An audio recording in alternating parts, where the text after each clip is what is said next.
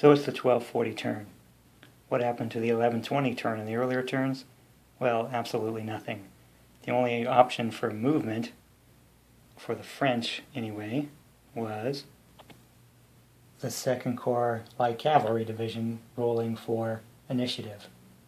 And they have a pretty good leader. He has a 3. That's a decent chance at initiative. But he failed each turn. So the forces did not move at all. The Allies had no reason to move. The French couldn't move, so nothing happened. The 1220 turn arrived. We had our first reinforcements. The Marshal, the 2nd Corps leader, and the 9th Division arrived, but they all stacked up in the town behind the 5th Division that was already present and unable to move, absent command. So now we will have 2 command points at the French disposal to 1 for the Allies, and we'll actually get a little bit of activity. Since the Army leader and the Corps leader are stacked together, that Corps will be activated. So we'll spend 1 command point so the 2nd Corps can maneuver. And the 2nd command point will be spent on the Light Cavalry Division here, the one we had wanted to move an hour ago. Now the rules for the obscured units call for them being revealed if light cavalry in skirmish order moves within range. So our goal will be to get those light cavalry units into skirmish order, get them in front of these counters, reveal them, see what we're up against, and possibly charge with those lancers if we have an opportunity. But that'll be the plan for the French. On the Allied side, I think it's going to be watch and wait. Even though they do have a command point, the Prince of Orange has given it to himself. They might be able to move one of those battalions of the 2nd Nassau, but largely they're just going to wait and receive the French advance. The British regroup and artillery jets were first, but they yielded no movement. The French then drew, and we'll start with the 2nd Cavalry Division here. Their goal is to change into skirmish mode and advance on those obscured counters to reveal them and see what's underneath them. So starting with the 6th, they'll move up towards the obscured units.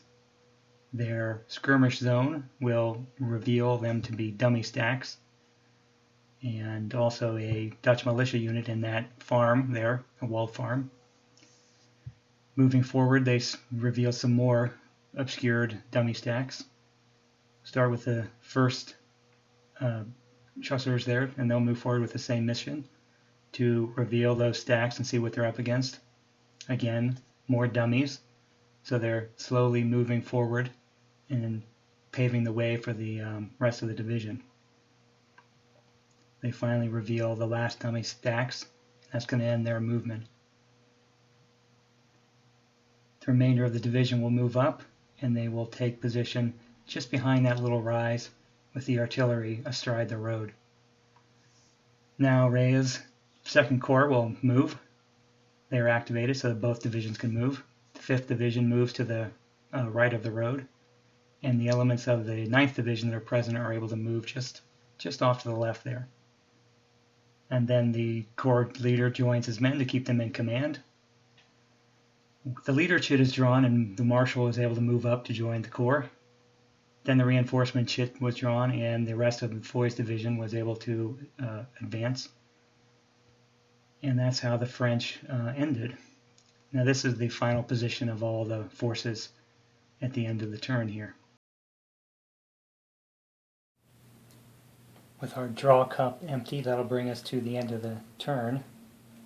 We see we basically advanced the French. Those cavalry skirmishers were able to clear away quite a number of the dummy stacks. But that means they know they're going to be looking at some real enemy pretty soon. So they managed to get up just beyond that little farm, closed area that's held by those Dutch militia. The rest of the forces managed to just move up and stay in command. Ney and the 2nd Corps commander also moved up with them, and the remainder of the 9th Division moved, either arrived or tried to move to stay in command. And that'll bring us to the end of this turn. So now we're going to move on to really the meat of the game with the 1 o'clock turn.